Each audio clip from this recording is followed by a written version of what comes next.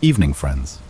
Tonight, you're standing on a rain-slick pavement in Mayfair, 1875, and your heart is hammering against your corset stays, or waistcoat, depending on which side of this dangerous game you're playing. Gas lamps flicker yellow halos through the fog, and somewhere behind those tall windows with their heavy velvet curtains, someone is watching for you. Someone whose name you can barely speak aloud, whose hand you've never touched, whose letters you keep hidden in a false-bottomed jewelry box, because discovery would mean absolute social annihilation. Good thing this isn't your life, because Victorian courtship wasn't the romantic waltz you see in period dramas. It was a high-stakes spy game where one wrong move could destroy your family's reputation for generations. So, before you get comfortable, take a moment to like the video and subscribe, but only if you genuinely enjoy what I do here. I'm curious, where are you listening from right now, and what time is it where you are? Drop your location and local time in the comments. I love seeing how far these stories travel while you're winding down for the night. Now, dim the lights, maybe turn on a fan for that soft background hum, and let's ease into tonight's journey together. You're 17, maybe 18, and you've just been presented at court, which sounds dignified until you realize you've essentially been put on the marriage market like a prize heifer, except the heifer probably gets more personal space. It's the London season, that glittering stretch from April to August when wealthy families descend on the city and every ballroom becomes a carefully choreographed battlefield. Your mother has spent a fortune on your wardrobe, silk gowns in whites and pastels, because bold colours would suggest you're fast, which is Victorian for she might have opinions and we can't have that.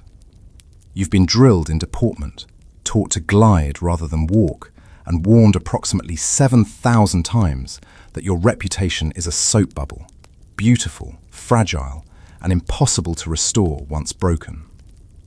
Tonight's ball is at the Hartington estate, and the moment you step through those double doors, you understand that everyone here is performing.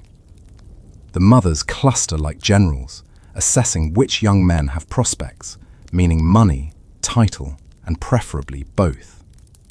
The young ladies flutter their fans with practiced precision, each movement supposedly carrying meaning, though historians still argue whether fan language was genuine communication or just clever marketing by French fan makers. Your own fan, ivory sticks, silk painted with cherry blossoms, feels like a prop in a play you've been thrown into without a script. And then, across the ballroom, through the candlelight and the crush of bodies, you see him.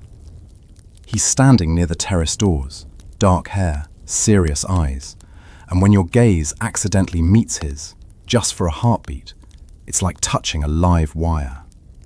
You look away immediately, feel heat creeping up your neck, because you've just committed your first transgression. Young ladies do not stare. You do not meet the eyes of gentlemen to whom you have not been formally introduced. But when you risk another glance, he's still looking, and there's something in his expression that makes your pulse stutter. Recognition, as if he's been searching for you in this sea of strangers. Your mother materializes at your elbow.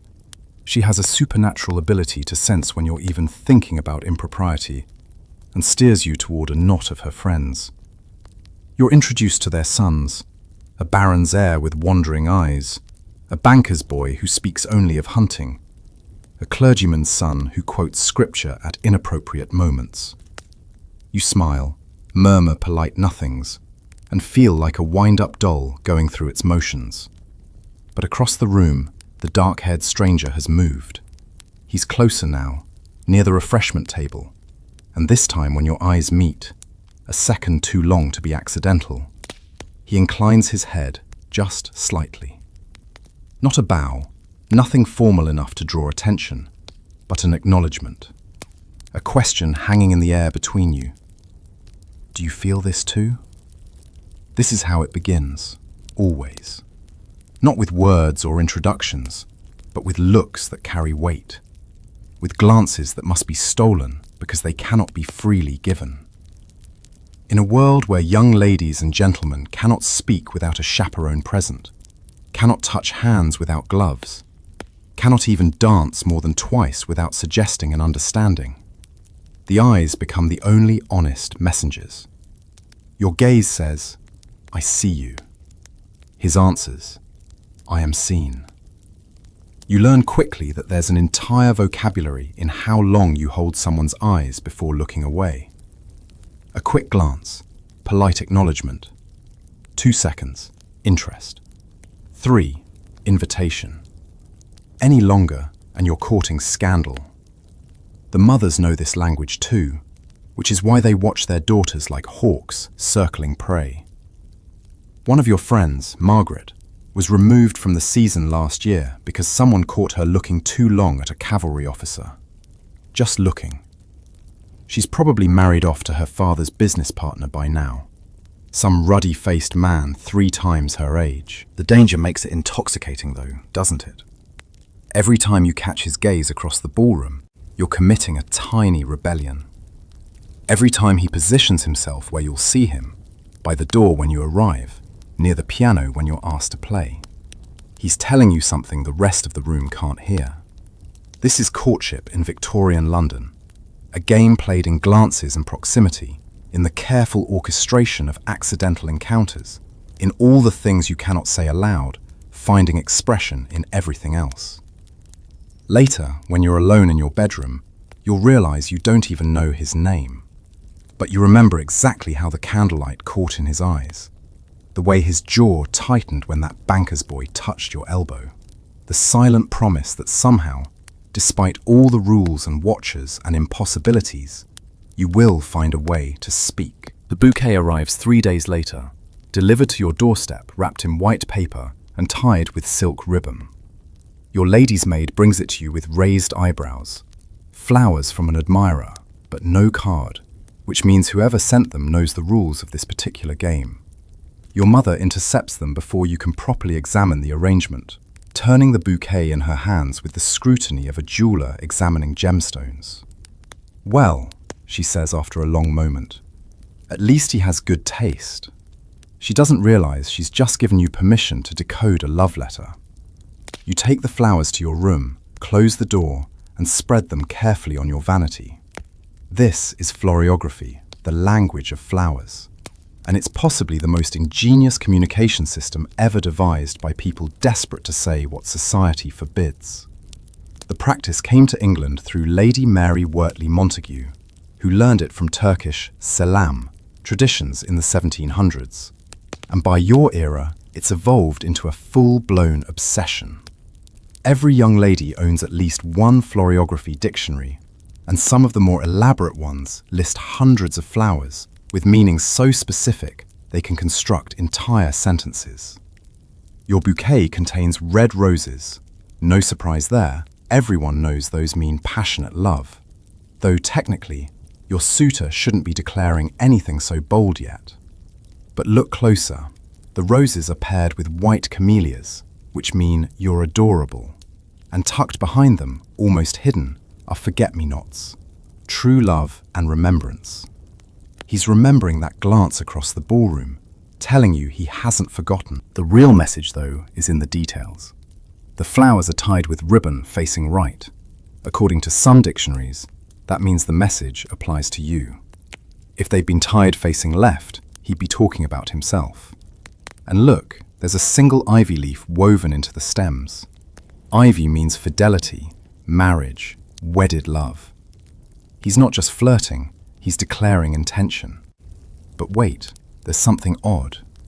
A sprig of lavender, which typically means distrust or suspicion, and a few yellow roses, which can mean jealousy or infidelity, depending on which dictionary you consult. Historians still argue whether the Victorians really used flower meanings consistently, or whether this whole language was more flexible interpretation than fixed code, like reading tea leaves. But you choose to read it as a question. Did you mean what your eyes promised, or was I imagining the connection? You need to respond, but you can't send flowers directly to a man without appearing forward. That would be scandalous. Instead, You'll wear specific flowers to the next social event. You spend an hour with your floriography dictionary, planning your response like a general plotting military strategy. White violets for, let's take a chance on happiness. Pink roses for, please believe me. And maybe a bit of rosemary for remembrance. You'll weave them into a corsage and wear them where he'll see them. The genius of this system is its plausible deniability. If your mother asks why you've chosen those particular flowers, you can claim they match your gown. If a chaperone questions why you keep glancing at the gentleman across the room, you can say you were admiring the wallpaper behind him. And if anyone accuses you of improper communication, you can smile innocently and say, they're just flowers. Of course, the system has its hazards. Send the wrong flower, and you might accidentally tell someone you think they're boring, chrysanthemums, or that you're rejecting them outright, yellow carnations, or, horror of horrors, that you find them foolish, pomegranate blossoms. There are stories of courtships destroyed by a florist's substitution, engagements broken because someone mistook Sweet William for carnation. Your friend Eleanor once received a bouquet containing rhododendron and lavender, which basically translated to, danger, I don't trust you. And she spent 3 weeks in confusion before learning the gentleman had simply asked his servant to pick something pretty from the garden. The servant, being illiterate in flower language, had created a botanical insult entirely by accident. But when it works, when both parties know the code and wield it skillfully, it's like writing poetry in petals and stems. You can conduct an entire courtship through flowers, question and answer, declaration and acceptance, worry and reassurance, all while your chaperone sits 3 feet away, completely oblivious that the nosegay on the table is actually a passionate love letter. Tonight, you press one of the forget-me-nots from his bouquet between the pages of your Bible, safely hidden where even your mother won't pry, and fall asleep imagining his hands selecting each bloom, building a message meant only for you. Hyde Park on a Sunday afternoon is where London's wealthy parade their daughters like merchant ships displaying flags. Look how eligible, how accomplished, how perfectly bred for advantageous marriage. You're promenading with your mother and aunt, walking the prescribed circuit that every respectable family walks, your parasol angled just so to protect your complexion from the weak English sun. This is the seeing and being seen ritual, where young ladies in their finest day dresses demonstrate they're healthy, fashionable, and appropriately chaperoned. And there he is, walking with an older gentleman who must be his father or uncle, far enough away that no impropriety can be suggested, but close enough that when your paths inevitably cross, because everyone walks the same route, you'll be forced to acknowledge each other if proper introductions occur. They don't. Your mother and his companion exchange polite nods, but don't stop to chat, which means they're not socially connected. Your worlds are parallel lines that aren't supposed to intersect. But as you pass within arm's length, you drop your handkerchief. It's not an accident, though you make it look like one. A gentle brush of your hand against your reticule, a white square of lace-edged linen tumbling onto the gravel path. You take 3 more steps before your aunt notices, exclaiming, "Your handkerchief, dear." You turn back, but he's already there, bending to retrieve it. For 5 seconds, 5 eternal, dangerous, perfect seconds, you're face to face as he hands it back to you. "I believe you dropped this, miss." "How clumsy of me. Thank you, sir." His fingers brush yours through your glove, and it's the first time you've touched, even through layers of kid leather and social convention. His eyes hold yours a fraction too long, and you see that he knows exactly what you've done. This wasn't clumsiness, this was strategy. "Perhaps you should hold it more securely," he says, and there's the ghost of a smile at the corner of his mouth. "We wouldn't want you to lose something precious." Your mother is already tugging you away, murmuring about how kind that young man was, completely missing the subtext of the entire exchange. You've just engineered your first proper conversation, created a memory of physical contact, and, most importantly, now you know his voice. The dropped handkerchief is one of the oldest tricks in the courtship manual, but it works because it's wrapped in plausible deniability. Young ladies are expected to be slightly clumsy, delicate, prone to butterfingers with their fans and gloves and handkerchiefs. If a gentleman retrieves the accidentally dropped item, he's being chivalrous. If he returns it with a murmured word or lingering glance, well, who can prove intent? The trick is making it believable. Drop your handkerchief too obviously or too often, and you'll be labelled fast, that dreaded word again. But done correctly, in the right moment, it creates an island of legitimate interaction in the ocean of restrictions. Some women get creative with the technique. Your friend Caroline once accidentally left her gloves on a garden bench where a particular gentleman was sure to find them. He returned them the next day at a tea party, giving them time for an entire 3-minute conversation about the weather, while her mother was distracted by another guest. 3 minutes might not sound like much, but when you're normally allowed 0 unsupervised contact, it's a treasure. Books are another popular drop, accidentally left on a chair at a musicale, necessitating the gentleman to return them. Poetry collections work especially well because you can mark specific passages, turning the book itself into a coded message. Byron's "She walks in beauty" with a turned-down corner means something very different than a marked passage from a moralizing sermon. Letters are the most dangerous drop of all, but also the most rewarding. You've heard whispered stories of young ladies who manage to drop sealed notes in parks or theatres, quickly retrieved by their secret suitors. If discovered, such a letter would mean instant ruin. No explanations accepted, no plausible deniability possible. But the risk is also what makes it thrilling. Later that evening, examining your handkerchief under lamplight, you notice something you missed in the park. A tiny mud smudge on one corner, shaped almost like a fingerprint. He held it longer than necessary before returning it, leaving his mark. You fold it carefully and add it to your growing collection of secret tokens, physical proof that this impossible connection is real. Tomorrow, you'll find another excuse to walk through the park at the same time, just in case certain handkerchiefs need dropping again. It's 2 a.m. and you're huddled at your writing desk with a single candle, pen scratching across paper while your household sleeps. This is when love letters are written, in stolen hours, in secret, with every word carrying the weight of potential catastrophe. The paper before you is expensive stock, saved from your personal allowance, because you can't risk using family stationery that might be recognized or traced. You've already burned 3 false starts in your bedroom fireplace. Finding the right words when you've barely spoken to someone is like trying to paint a portrait from memory. Every sentence feels inadequate, too bold or too timid, revealing too much or not enough. But the need to communicate has become physical, an ache in your chest that won't ease until you've transferred these thoughts from your mind to somewhere safer. Dear Sir, you write, because you still don't know his Christian name. I find myself reflecting on our chance encounter in the park with a frequency that surprises me.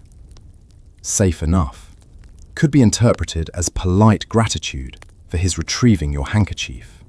But then you cross into dangerous territory. I wonder if you also feel that certain conversations occur in the spaces between words, in glances that society pretends do not carry meaning. Your hand is trembling slightly as you seal the letter with plain wax. No family crest, nothing identifying. The real challenge is delivery. You can't mail it. Letters pass through too many hands, and postmarks would reveal your address. You can't give it to a servant. They're loyal to your parents first. Some wealthy women pay street children to act as messengers, but that's risky.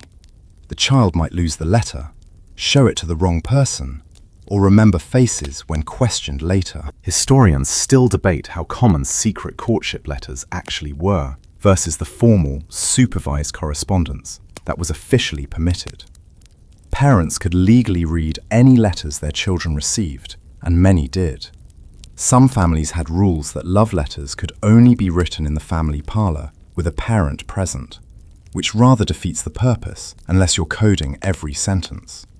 But you know the letters existed because you found your grandmother's hidden in the false bottom of her jewellery box. Written 50 years ago, they're breathtaking in their passion and risk. Full declarations of love from a man who wasn't your grandfather. She must have broken off that courtship, chosen the safer match. The letters survived anyway, a secret kept for decades. As you fold your own letter, you wonder who might find it 50 years from now, what they'll think of your careful words and cautious heart. Will they understand that reflecting on our chance encounter actually means I can't stop thinking about you, can barely breathe when you're near?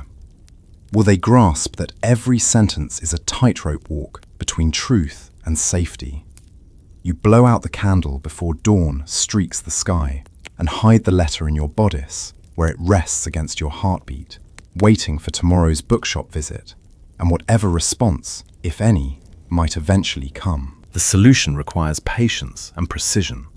Tomorrow, during your morning walk with the maid, you'll visit a particular bookshop where you've noticed he sometimes browses. You'll tuck the letter inside a specific book, let's say the collected works of Elizabeth Barrett Browning, romantic but respectable, and hope he checks the same spot. It's an imperfect system. The letter might sit undiscovered for days. Someone else might find it first. But it's safer than the alternatives. What you're doing, if discovered, would destroy you more thoroughly than you can imagine. Victorian society considered a young lady's reputation to be her most valuable asset, more precious than money, more critical than beauty. A whisper of scandal could make you unmarriageable, turn you into a social ghost that no respectable family would acknowledge. Your parents might send you away to the countryside, claiming illness, while they tried to repair the damage. Or worse, they might force you into a hasty marriage with whoever would still have you. Love letters, specifically, were treated with almost religious reverence and horror. Once you committed your feelings to paper, you'd created evidence that could be used for blackmail, breach of promise lawsuits, or social destruction. There are documented cases of rejected suitors threatening to publish women's love letters unless paid off, of servants stealing letters and selling them to newspapers, of letters discovered after deaths and used to rewrite reputations. Which is why some women use lemon juice as invisible ink. Write your real message between innocent lines, and it only appears when heated over a flame. Others developed coded languages with their suitors, substituting agreed-upon words for actual meanings. I have been thinking about our mutual friend in Bath might actually mean, I love you desperately and dream of you nightly, if mutual friend and Bath were your private code. The drawing room at Lady Pemberton's Thursday afternoon tea is a carefully arranged minefield of social surveillance. You're seated on a settee between your mother and your aunt, balancing a delicate china cup while making polite conversation with a clergyman's wife about the unseasonable weather. Across the room, he's standing near the piano with a group of gentlemen, ostensibly discussing politics or hunting, or whatever gentlemen discuss when they're pretending not to watch the young ladies. But you know he's watching. You feel his gaze like sunlight on your skin. This is the daily reality of Victorian courtship. Every interaction occurs in rooms crowded with witnesses. Every word spoken loud enough for chaperones to hear. Every movement monitored by mothers who have elevated surveillance to an art form. The rule is simple and absolute.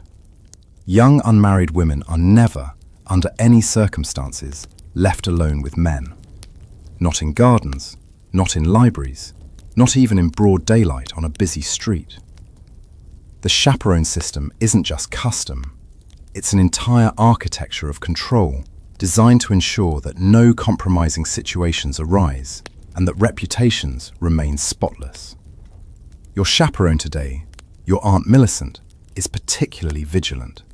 She's one of those women who prides herself on having eyes in the back of her head and an instinct for detecting impropriety at 50 paces. She's been known to interrupt innocent conversations if she senses they're lasting too long or becoming too animated. Last week, she physically inserted herself between you and a gentleman at a garden party because, in her words, he was standing rather close, dear. But even the most dedicated chaperone has limitations. Human attention wavers, moments of distraction occur, and clever young people have been exploiting these moments since the dawn of time. "I found your letter," he murmured, his hand warm against your waist. In the Browning, brilliant. Did you read the poem I marked? How do I love thee, let me count the ways. Yes, I read it, several times. Your heart hammered so hard you were certain he could feel it. And I'll be returning that book tomorrow. Check the same volume, page 43. The waltz ended too soon, as waltzes always do. He bowed, you curtsied, and you returned to opposite sides of the room as propriety demanded. But now you had a system. Books as dead drops, specific pages as messages, poems as coded declarations that couldn't be spoken aloud. Later that evening, back in your bedroom, you replay every second of that waltz. The pressure of his hand, the low rumble of his voice, the way he smelled faintly of sandalwood and something else you couldn't identify but wanted to bottle and keep.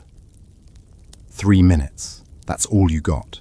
3 minutes of semi-legitimate closeness in a world designed to keep you apart.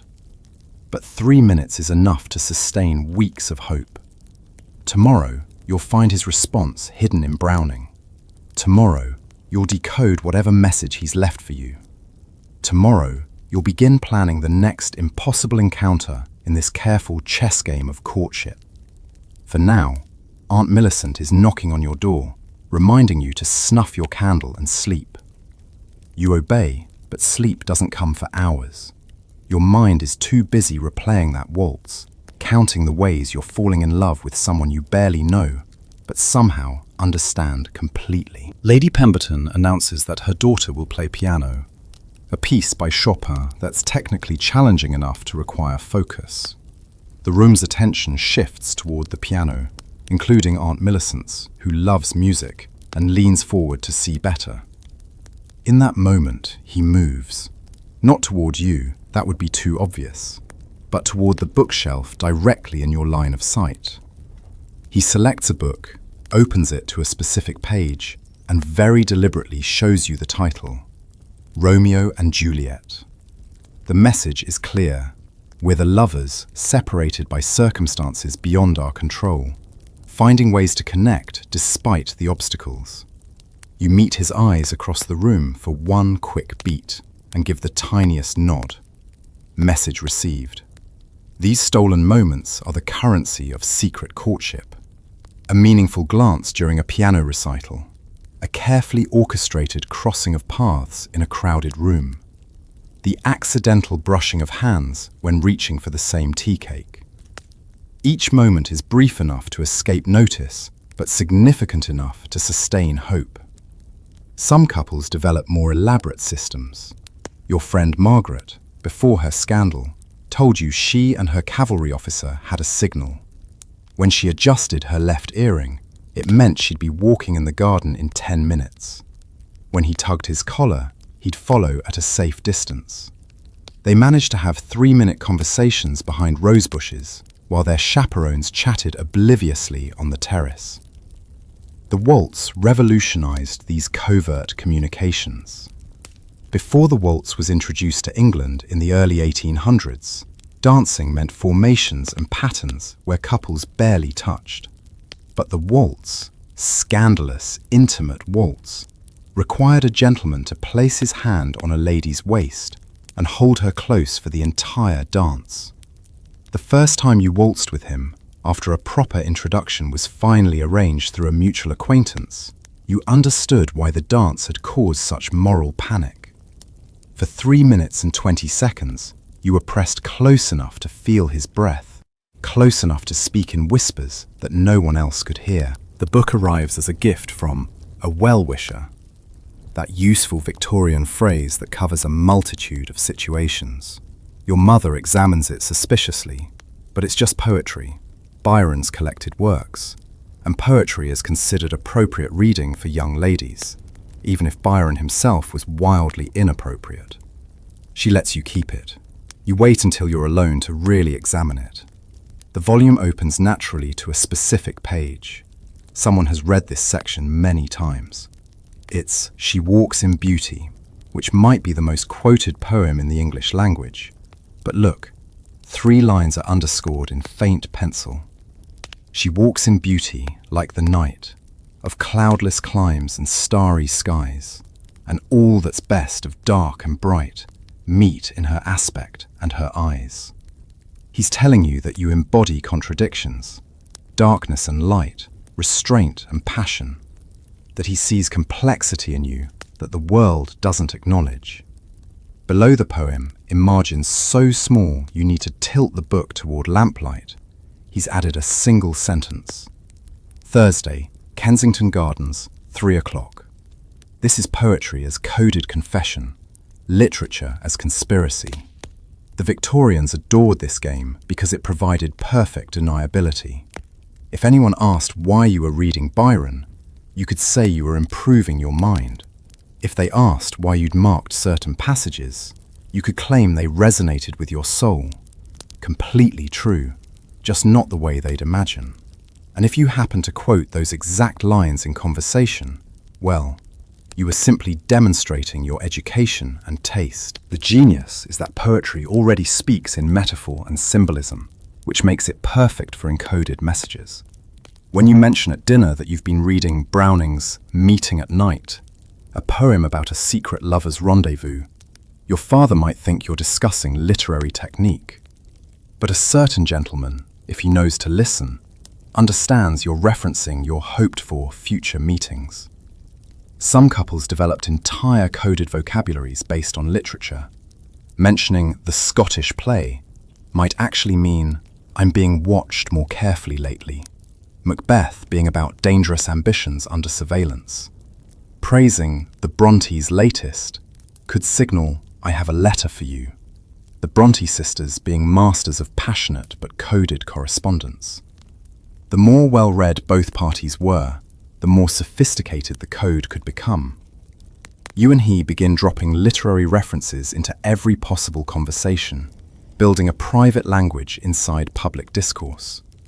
When he mentions at a garden party that he's been contemplating Dante's Paradiso, you know he's not discussing Italian literature. He's telling you he's imagining paradise with you. When you respond that you prefer the Inferno for its honesty about suffering, you're confessing that this secret courtship is its own kind of beautiful torment. Your mother overhears these exchanges and beams, delighted that you're connecting with a young man of literary taste. She has no idea she's chaperoning what amounts to love letters spoken aloud in drawing rooms. The system works because Victorian society valued literary education. Young ladies were expected to read, discuss, and even memorize poetry. It was seen as refining their sensibilities and making them better conversationalists. What society didn't anticipate was that this same education would give star-crossed lovers a shared vocabulary for forbidden communication. Of course, you have to be careful about which poets you quote. Elizabeth Barrett Browning is safe, married to her poet, deeply romantic, but respectable. Byron is acceptable if you stick to his less scandalous works. Definitely skip Don Juan, unless you want to trigger lectures about moral corruption. Shakespeare is perfect because everyone knows Shakespeare, and his lovers, Romeo and Juliet, Beatrice and Benedick, give you endless material for coded references. Keats, though, requires caution. His poetry drips with sensuality, all those beaded bubbles winking at the brim and fevered dew. Quote him too enthusiastically, and you risk seeming too passionate, too aware of physical desire, which is unfeminine and therefore suspect. You've seen it happen. A girl quotes The Eve of St. Agnes with too much feeling, and suddenly mothers are whispering that she's rather intense. Thursday arrives slowly. You dress carefully, not too eager, but not casual either. You need a reason to visit Kensington Gardens, so you invent one. Your mother's friend, Mrs. Weatherby, lives nearby, and you'll pay a courtesy call. Your Aunt Millicent must accompany you, of course, but the gardens are large, and Aunt Millicent has weak knees that make walking difficult. With luck, she'll want to sit on a bench while you stroll the paths. Luck favours you. At 3 o'clock, you're alone, but within sight of your seated aunt, near the round pond when he appears, walking his family's terrier.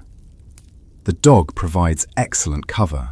He's not lingering suspiciously, he's merely exercising an animal. You both watch the pond, standing several feet apart, speaking just loud enough for each other, but too quietly for your distant chaperone to hear.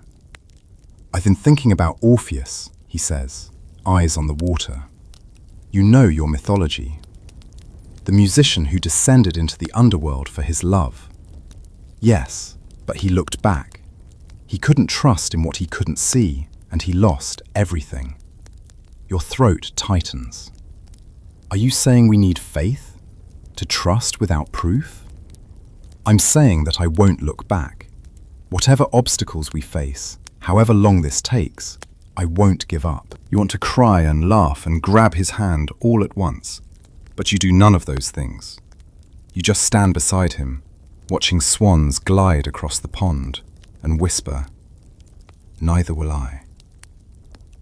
That night, you copy the marked Byron passages into your journal, transforming them into a record of this clandestine courtship. Someday, if you're very lucky or very brave, you might show him these entries and laugh about the elaborate systems you built just to say what should be simple. I love you. I choose you. I want a life with you. But for now, poetry will have to carry the weight of everything you cannot say directly. And honestly, there's something beautiful about that, about love that must find expression through art, about feelings so powerful they require the language of Shakespeare and Byron and Browning to even approximate their truth. The dance card dangles from your wrist on a silk ribbon, a small booklet listing tonight's dances, 12 in total, ranging from quadrilles to polkas, to the waltzes that still make chaperones nervous. Each dance has a blank line beside it, where gentlemen will write their names, claiming their 3-minute intervals with you. This small rectangle of printed paper is about to become a battlefield. He approaches while you're still standing near the entrance with your mother, freshly arrived at the Ashford ball. "Miss," he says with a bow, "might I request a dance this evening?" "Of course," you murmur, holding out your card. But here's the crucial rule. No gentleman may claim more than 2 dances with the same lady unless they're engaged or seeking engagement. 2 dances suggest interest. 3 dances announce intention. 4 dances might as well be a marriage proposal on the ballroom floor. Society watches these cards with predatory attention, and mothers mentally tally who dances with whom, calculating which gentlemen are serious about their daughters and which are merely being polite. He knows this, which is why he signs his name to the 3rd waltz and the supper dance, the 2 most significant dances of the evening. The 3rd waltz because it's late enough that you'll both be more relaxed, guards lowered by the evening's momentum. The supper dance because whoever claims it traditionally escorts the lady into dinner, giving them extended time together over food and drink. Throughout the evening, you dance with others. The requisite polite dances with your father's business associate's sons, a quadrille with your cousin, a polka with a baronet's heir who steps on your feet repeatedly. But you're marking time, waiting for dance 7, your first waltz with him. When it finally arrives, his hand settles on your waist with confidence, your gloved hand in his, and the orchestra begins.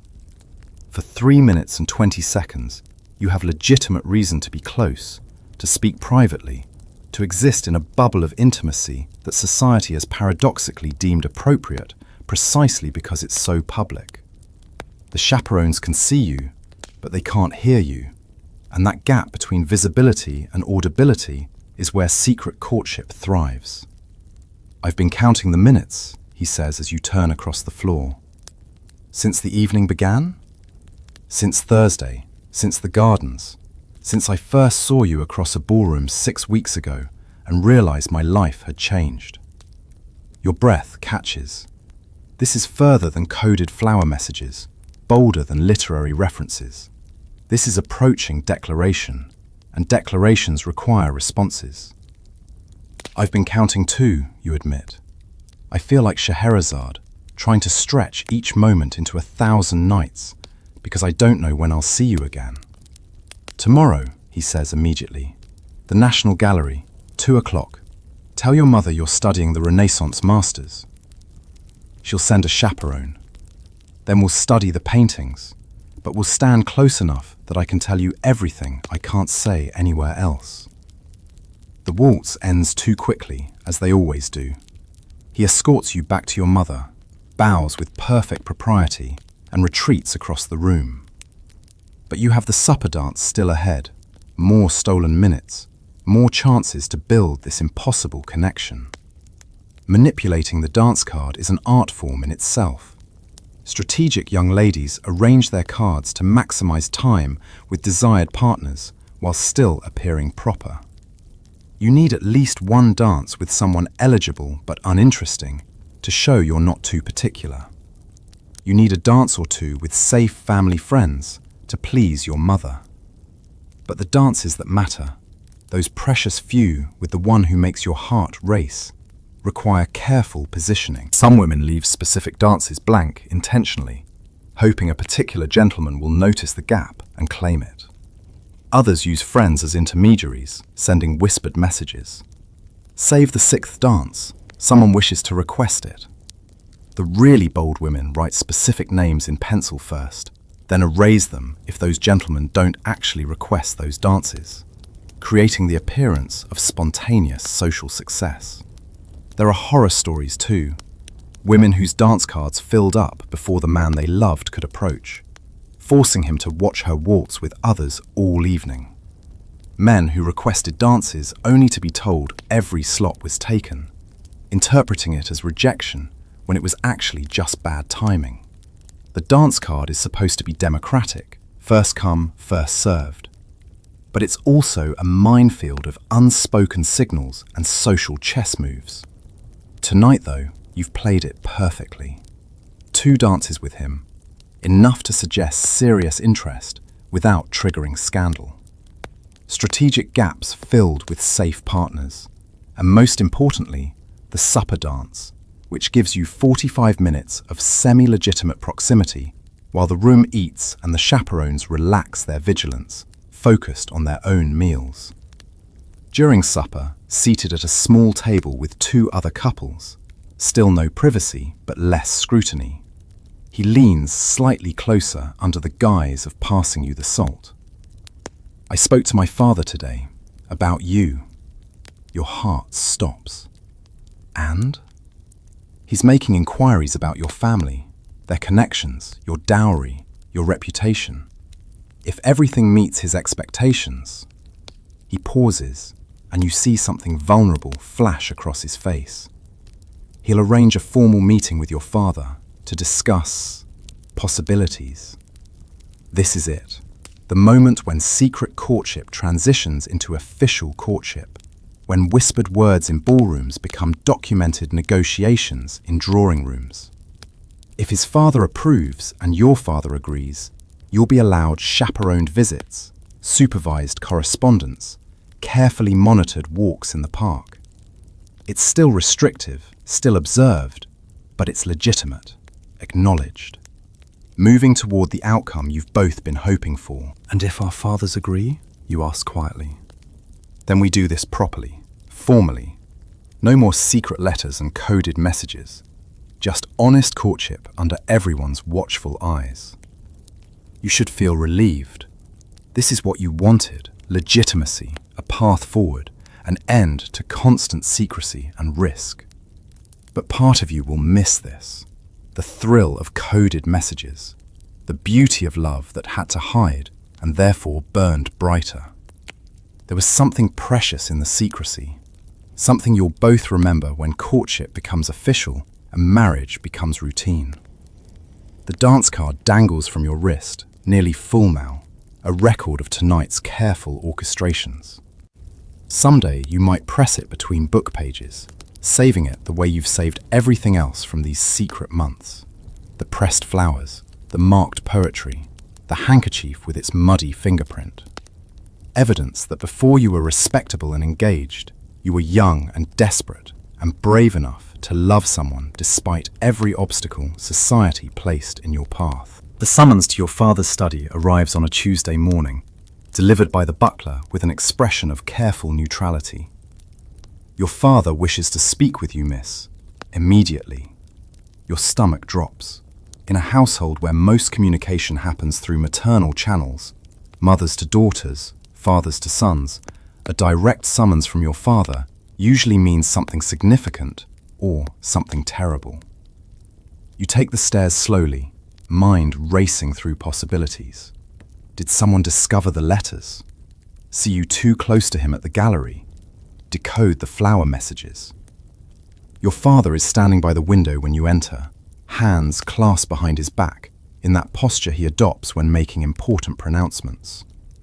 Your mother sits on the settee, expression unreadable. The scene is staged for revelation.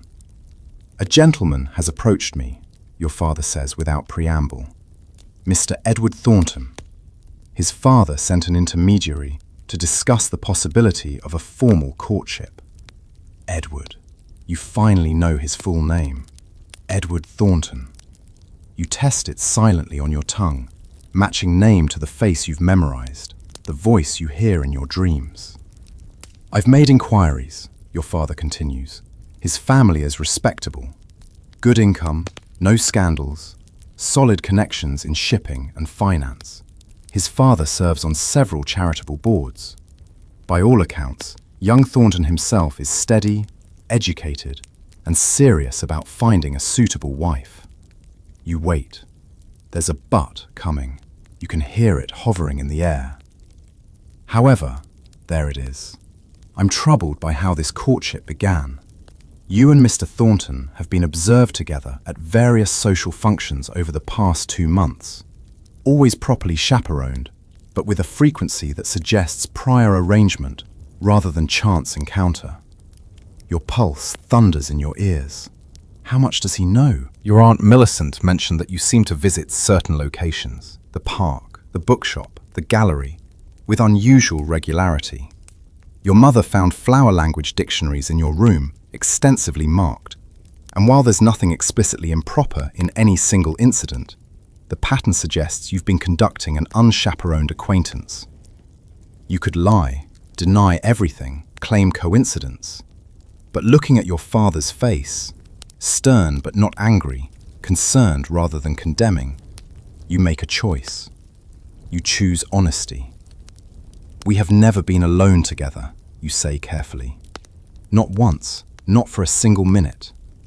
Every interaction has occurred in public spaces with chaperones present. But yes, we arranged to be in those spaces at the same times because we had no other way to know each other. You would never have permitted an introduction without prior investigation of his family, and his father would never have approached yours without knowing your interest was genuine. How else were we supposed to determine whether we were compatible?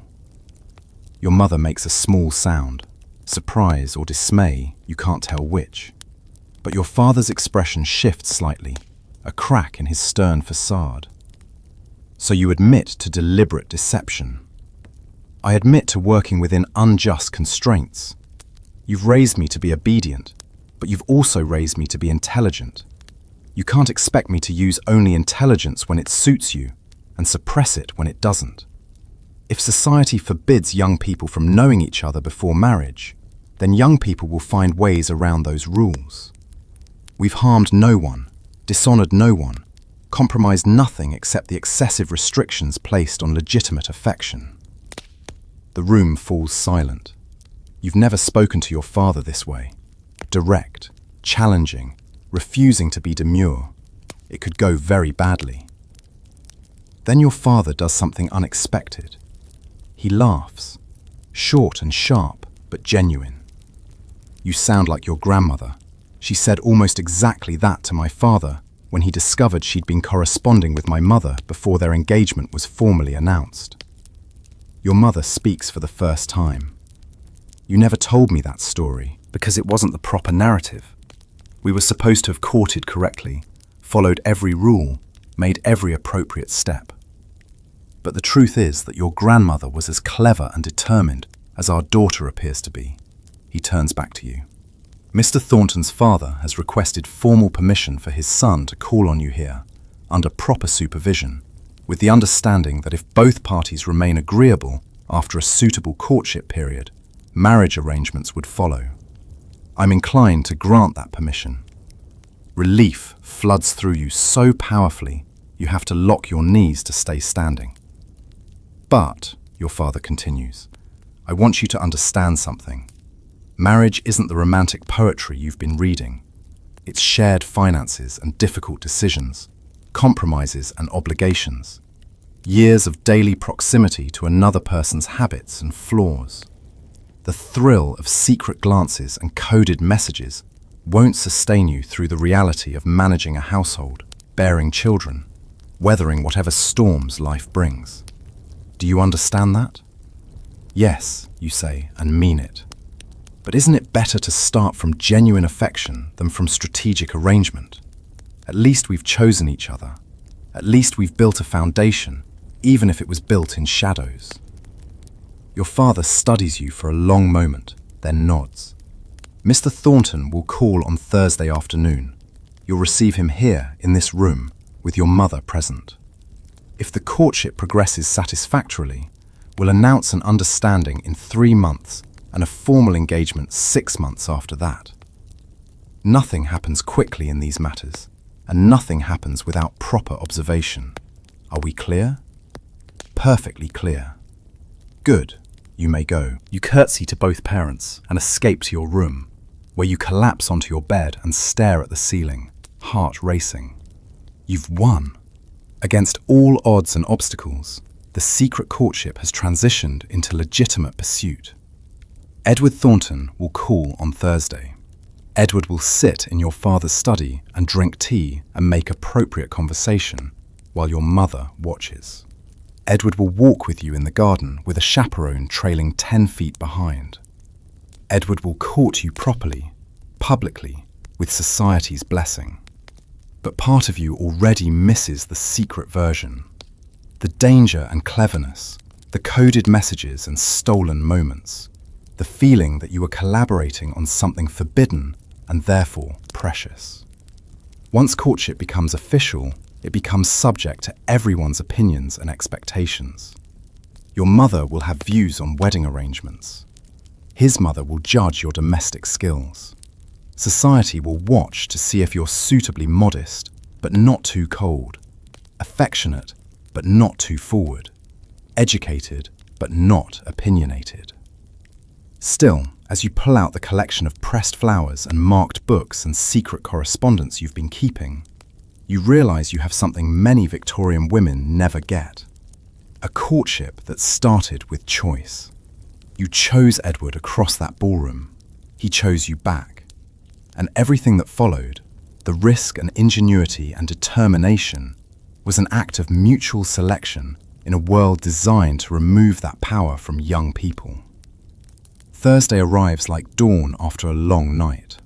You dress carefully in pale blue, serious but not severe, feminine but not frivolous. Your hair is arranged in the modest style your mother prefers. You're the picture of proper Victorian womanhood, but underneath your corset stays, pressed against your ribs, is the latest letter you've written but haven't yet figured out how to deliver. Old habits die hard. When Edward arrives precisely at 2 o'clock, you're waiting in the drawing room with your mother. He's formal in his dark suit, his expression controlled. But when your eyes meet across the room, you see everything that can't be spoken: recognition, relief, promise. Your mother makes introductions as though you haven't already memorized each other's faces, as though you haven't already conducted an entire courtship in margins and glances. "Miss," he says, bowing, "it's a pleasure to make your formal acquaintance." "Mr. Thornton," you reply, curtsying, "welcome to our home." And so it begins again. The courtship you've already conducted, now performed for an audience. The connection you've already forged, now submitted for social approval. It should feel anticlimactic after the intensity of secrecy, but instead it feels like a different kind of adventure. The challenge of staying true to what you built in darkness, now that you're standing in the light. Over tea, you discuss safe topics: books, music, your family's mutual acquaintances. Your mother watches with the vigilance of a general surveying a battlefield, but she doesn't interrupt. She's granting you this space, these carefully supervised moments, this chance to demonstrate that what began in secret can survive in the open. When Edward leaves an hour later, the acceptable length for a first formal call, you walk into the door while your mother remains in the drawing room. For 5 seconds, you're technically unsupervised in the front hall, just you and him and the butler pretending not to notice. "Page 47, he whispers quickly. "The Byron volume, tomorrow." You suppress a smile. Some things don't need to change. "I'll check for it." Then he's gone and you're back in the drawing room, where your mother is already analysing every word of the visit, determining whether young Mr. Thornton is suitable, weighing his prospects against her expectations for your future. But tonight, after everyone sleeps, you'll check page 47. You'll decode whatever message he's hidden there, and you'll keep writing your secret letters, even if now they might actually reach him through legitimate channels. Because some courtships are too precious to strip of their mystery, even when society finally gives its blessing. The secret wasn't just strategy, it was the point. Love that must hide becomes more creative, more intentional, more grateful for every stolen moment. You and Edward built something beautiful out of necessity, and you'll carry that ingenuity forward even after the wedding, even after the secrecy is no longer required. Because you've learned something Victorian society doesn't want young women to know: that you're capable of more cleverness, more determination, more agency than anyone suspects. And that knowledge? That's more valuable than any dowry, more lasting than any reputation, more powerful than any social rule designed to contain you. The candle has burned low now, and outside your window, London sleeps under its perpetual fog, the gas lamps glowing softly through the darkness, like earthbound stars. You followed this courtship from those first electric glances across a crowded ballroom, all the way through to the moment when secrecy finally bloomed into acknowledgement, when whispered feelings found their voice in proper drawing rooms under watchful eyes. And perhaps you understand now why these stories matter, why we return to them even though they happened in a world so different from ours. Because the fundamental truth doesn't change, that love has always found ways to exist despite obstacles, that human ingenuity rises to meet restriction, that the heart speaks fluently in whatever language circumstance demands. The Victorians had their flower codes and fan signals, their dropped handkerchiefs and marked poetry. We have our own modern versions, our own ways of saying, "I see you, I choose you," when direct speech feels impossible. Let yourself drift now, feeling the weight of your own blankets instead of those heavy Victorian gowns, breathing freely without corset stays.